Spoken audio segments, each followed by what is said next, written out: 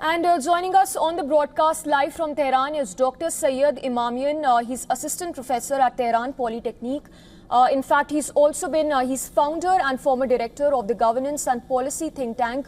Appreciate you joining us on the broadcast, Dr. Syed. First up, if you can give us ground updates, what is the situation looking like as Tehran has been the epicenter of attacks?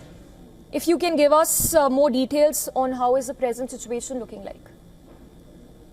First of all, I would like to thank you for inviting me here. You know that we are now in the 6th days of the Israelis' war on Iran against all humanitarian and international law.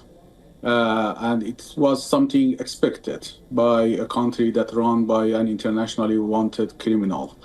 So they have started to strike several sites in Iran.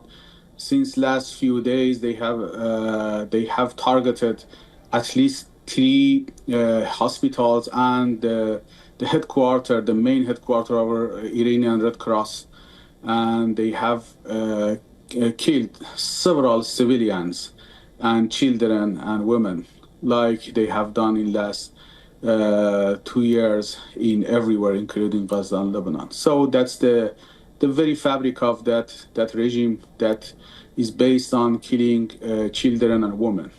The situation in Tehran is getting gradually adapted to the wartime situation.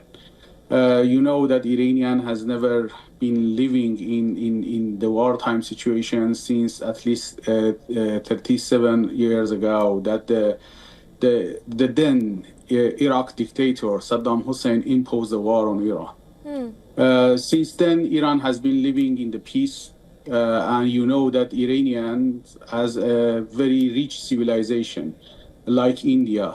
They have never invaded any country for more than 200 years. Mr. Syed, we will just come to the nuke plants in Iran in just a bit, but I would want to ask you about the involvement of the US per se, because Donald Trump for now has not been direct whether US will be directly involved in the conflict going forward or not. Your thoughts on how do you see this, whether US is going to involve itself directly or not, because let's not forget that US has been bolstering its presence in West Asia lately. Yeah, actually, it depends on Mr. Trump's commitment to his electoral campaign promises. If you remember, most of his constituency and the voters for Trump, they call themselves America First one. They voted Trump for his promises, including not to attacking any other country, not to continuing U.S. Direct involvement in any military conflict anymore. But at the same time, there is huge pressure on Trump by the Netanyahu and Israeli lobby from inside the U.S. and inside his campaign and his administration to convince him to enter in. I think if Trump is going to get in, it would be because of, first of all, his ego-seeking personality, and secondly, because of a lot of ideology, a kind of the Armageddonian ideology that we have been witnessing in Israel and in the U.S. in D.C. Yes. Just look at the letter that was sent to Trump, and Trump reposted it by the U.S. ambassador to Israel. It was very Armageddonian ideological kind of the admiration and admiration of the Trump. That you are the one that you need to get in. It's the historical moment for you. Some kind of the very, very ideologically biased ideas. But at the end of the day, Trump knows that if he get in, there would be a lot of damage and cost for the American bases in the region, and there would be also a lot of risks for Trump's and U.S. allies in the region, particularly with regards to the energy security in the region and with regards to the overall stability of the U.S. partners and U.S. military bases in the region. So Iran has been very clear that it's not, we are not favoring any direct involvement of the U.S. And we still prefer U.S. to play his role as peacekeeping, as mediator, as deal maker. But if Trump is going to go another road, I think Iran doesn't have any other option just to self-defense, like Iran has done in last few days. And it is a very legitimate, internationally legitimate act from Iran, because has been invaded by the Israel. And if the invasion will be accompanied by a huge military strike from the U.S., I think the U.S. targets will be another legitimate targets for Iranian retaliation. But let's hope that Yes. Trump will be committed to its electoral promises. Right, and Dr. Sayed, that's precisely why US has been bolstering its presence in the region. But how do you see the role of Russia, which has close ties with Iran? In fact, Putin has also said that Iran for now has not approached Russia for help.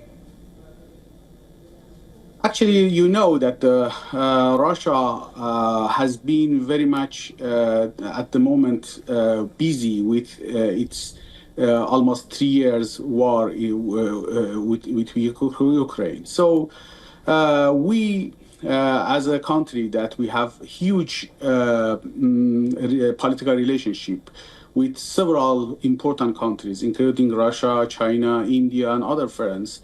We are expecting them to be vocal against the and condemning the aggression and the invasion and the war that has been imposed by Israelis.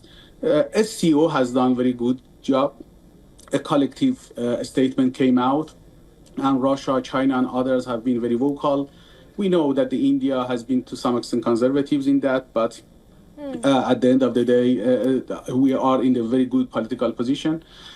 So politically, everyone is, at least from the SCO and some allies, are in the right side of the history, compared to some Europeans, particularly Germany, they have been historically in the bad right, in the wrong side of the history, like what they did during the Holocaust and Nazi time.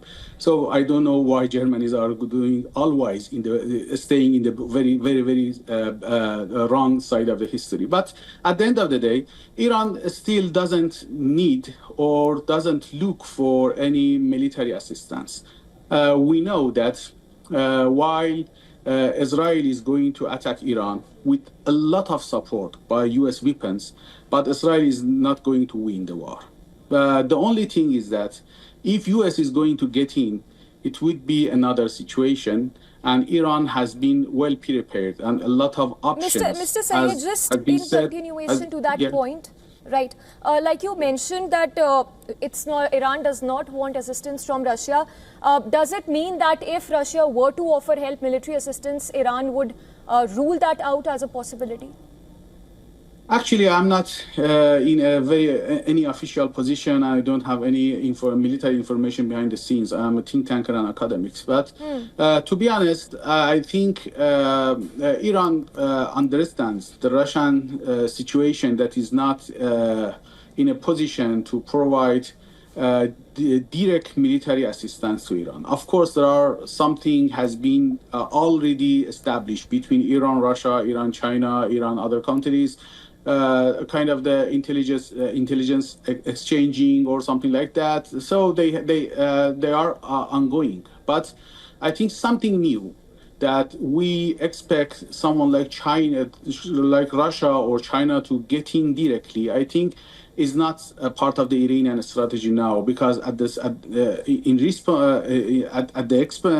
in exchange, Iran is not also looking for any other country to help directly Israelis in their invasion to Iran. Okay. So I think it's tit for tat kind of the strategy, that Iran is not looking to get anyone else in directly, not to provide any pretext for the others to get in directly in support of the Israelis.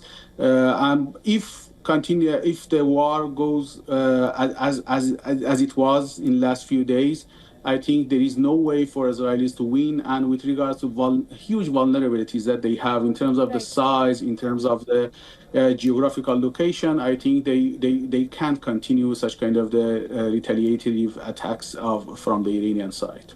All right, point taken. Mr. Sayyed Imamian, we'll have to leave it at that. Appreciate you joining us on the broadcast. My pleasure. Thank you very much.